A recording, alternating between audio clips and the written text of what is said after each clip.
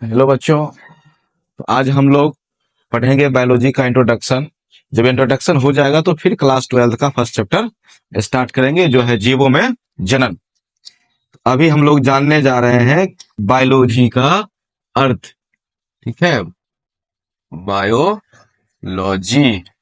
देखिएगा, ये जो बायोलॉजी है बच्चों, दो लैटिन वर्ड से बना है। कितने लैटिन वर्ड? दो लैटिन वर्ड से बना है। जो पहला लैटिन वर्ड है वो है बायोस। पहला लैटिन वर्ड कौन सा है? बायोस। इस बायोस से क्या बना है?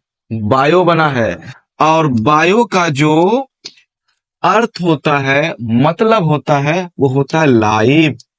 तो बताओ बच्चों कि लाइफ किसमें होगा? ठीक है, देखना फिर से कि जो बायोस से क्या बना है? बायो। और बायोस का मतलब क्या होता है? लाइफ। लाइफ किसमें होगा? सजीव में होगा कि निर्जीव में होगा? तो सिंपल सी बात है सर कि जो लाइफ होता है वो सजीवों में होता है, निर्जीवों में नहीं होता है।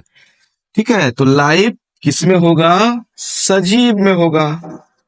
चलिए, अब सेकेंड देखिए, ये जो लॉजी है, ये जो लॉजी है ये बना है लोगोस से। लोगोस लैटिन वर्ड से लॉजी बना है। तो लॉजी का जो अर्थ होता है, मतलब होता है, वो होता है स्टडी। क्या होता है? स्टडी। और स्टडी का हिंदी क्या होगा? तो स्टडी का हिंदी होता है अध्ययन। इस तरह से बच्चों, तो हमने देखे इस तरह बच्चों की जो बायोलॉजी है वो दो लैटिन वर्ड, एक बायोस जो लोगोस से बना है। तो बायोस का मतलब होता है लाइफ और लोगोस का मतलब होता है स्टडी। तो लाइफ किसमें होता है? सजीवों में। और स्टडी का हिंदी क्या होता है? अध्ययन।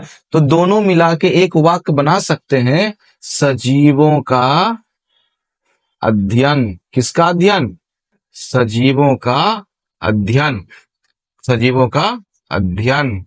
चलिए, तो बच्चों पूरे देखो, तो बायोलॉजी का जो अर्थ क्या निकल के सामने आया? बायोलॉजी का अर्थ जो निकल के सामने आया है, सजीवों का अध्ययन।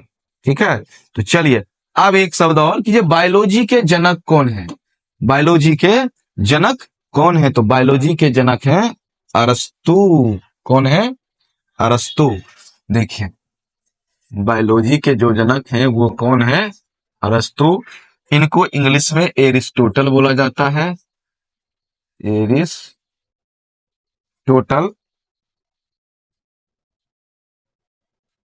देखिए, ये जो अरस्तु हैं ये सिर्फ बायोलॉजी के ही जनक नहीं है। ये सिर्फ बायोलॉजी के जनक नहीं है, इसके अलावा ये जूलॉजी के भी जनक हैं। किसके बच्चों? जूलॉजी। और जूलॉजी के अलावा, ठीक है, एम्ब्रायोलॉजी। एम्ब्रायोलॉजी के भी क्या है? जनक हैं। तो याद रखना यदि बायोलॉजी पढ़ रहे हैं बच्चों, ठीक है, तो अरस्तु जो है सिर्फ बायोलॉजी के ही जनक नहीं है, बायोलॉजी के अलावा जूलॉजी के भी जनक कौन है?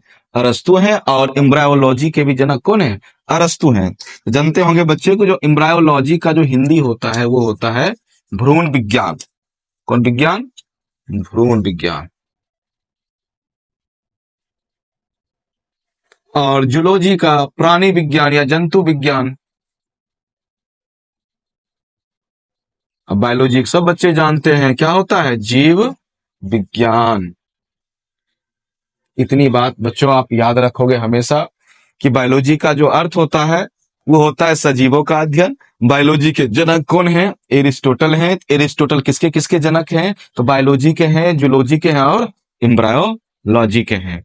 ठीक है, चलिए अगले वीडियो में हम लोग अब स्टार्ट करेंगे क्लास 12 का फर्स्ट चैप्टर, जीवों में जनन।